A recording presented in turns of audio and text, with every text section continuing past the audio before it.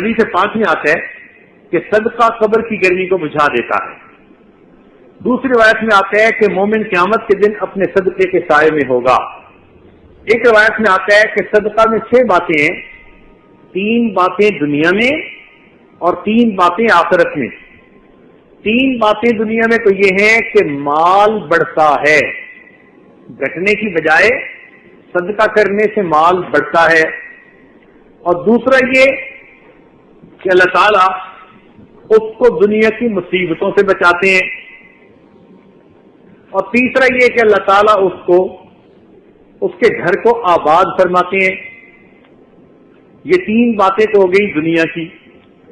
اور 3 باتیں آخرت کی یہ کہ اللہ تعالیٰ گناہوں سے اس کی پردہ پوشی فرماتے ہیں، اس کے سر پر قیامت کے دن سایہ عطا فرمائیں گے، اور اللہ تعالیٰ اس کو دوزخ کی عذاب سے نجات عطا فرمائیں گے. آپ نے سنا ہوگا کہ صدقہ سے بلائیں دور ہوتی ہیں.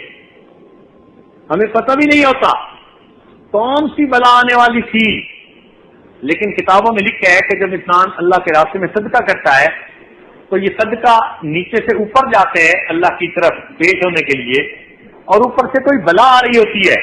یہ صدقہ اس بلا کو وہی روک لیتا ہے، وہ بلا اس بندے پر کبھی بھی نازل نہیں ہو سکتی.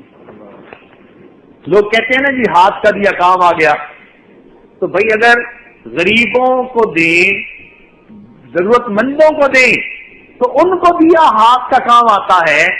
تو اگر اللہ کے گھر کے لیے خرچ کریں تو یہ تو پھر اللہ کو دینے والی بات ہوئی، تو یہ دیا ہوا کام کیوں نہیں آئے گا؟ تو ہم اللہ کے گھر کے لیے جو بھی خرچ کریں گے، دیکھیں آپ نے غریب کو دیا، بڑے درجے کی بات ہے، مگر ممکن ہے کہ وہ غریب نماز نہ پڑھتا ہو، ممکن ہے وہ جھوٹ بولتا ہو، ممکن ہے وہ دوسروں کے حقوق پامال کرتا ہو. اگرچہ آپ نیک کام کر رہے ہیں، مگر اس نیکی کے ذریعے سے آگے وہ بندہ وہ زندگی نہیں گزار رہا جو گزارنی چاہیے. جبکہ آپ اس کو خرچ کریں گے اللہ کے راستے میں، تو اس سے کیا ہوگا؟ لوگ مسجد میں نماز پڑھیں گے، مسجد کے اندر آ کر قرآن پڑھنا سیکھیں گے، بچے اللہ تعالیٰ کے قرآن کو حفظ کرنا سیکھیں گے. یہ سب عبادتیں ہیں، گناہ کا کوئی پہلو ہی نہیں ہے. تو مسجد میں خرچ کرنا اور جگہوں پر خرچ کرنے پر زیادہ فضیلت رکھتا ہے. اب دیکھیے ہمارے یہاں الحمدللہ جن بچوں نے پچھلے بیچ میں حفظ قرآن مکمل کیا، ان میں سے چند بچوں نے اس سال یہی نیو یارک کی مختلف مسجدوں میں رمضان میں قرآن پاک سنایا.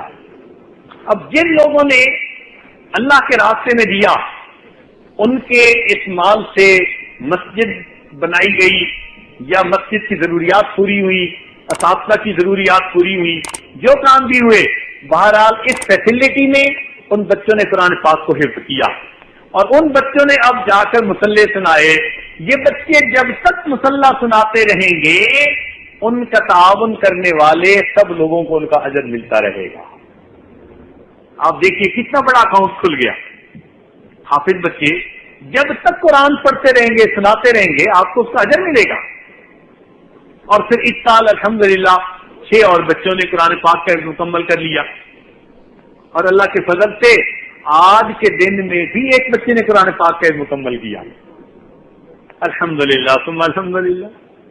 تو یہ تو یوں سمجھیے کہ جیسے ایک درخت ہوتا ہے نا کہ اس سے اوپر سے آدمی فروٹ اتارتا رہتا ہے، تو اس درخت کو جو پانی دیتا ہے اس کو اس کا اجر ملتا ہے. اسی طرح یہ ایک شجر اللہ نے لگوا دیا، جو لوگ اسے پانی دیتے رہیں گے وہ فروٹ ان کو ملتا رہے گا، اس کا اجر ملتا رہے گا قیامت کے دن.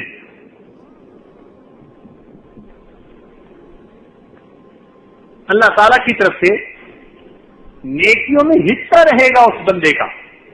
چنانچہ کتنے بچے یہاں پر سنڈے اسکول میں پڑھنے آتے ہیں یا ماہانہ مجالس وعظ و نصیحت جو منعقد ہوتی ہیں، کتنے لوگ اس میں آتے ہیں اور اللہ تعالیٰ ان کو توبہ سے، گناہوں سے توبہ کرنے کی توفیق عطا فرماتے ہیں. اب ان کی توبہ کا جتنا ثواب ہے وہ سب ان لوگوں میں بھی تقسیم ہوگا جنہوں نے اس ادارے کے ساتھ تعاون کیا ہوگا. ادارے تو بہت بنتے ہیں، آپ نے دیکھا ہوگا کئی جگہوں پر مساجد بنی ہوئی ہیں، اسلامک سینٹر بنے ہوئے ہیں، لیکن وہاں پر 5 وقت کی نماز میں چند بندے بھی نہیں ہوتے. ہم نے تو بعض ایسے سینٹر دیکھے کہ جو صرف اتوار کے دن ہی آباد ہوتے ہیں, آگے پیچھے ایک بندہ بھی نہیں ہوتا. مجھے کئی ایسی مسجدوں میں جانے کا موقع ملا, کہتے ہیں جی فرصت ہی نہیں ہے. اهدنا الصراط المستقیم, ہم کو سیدھے رستے چلا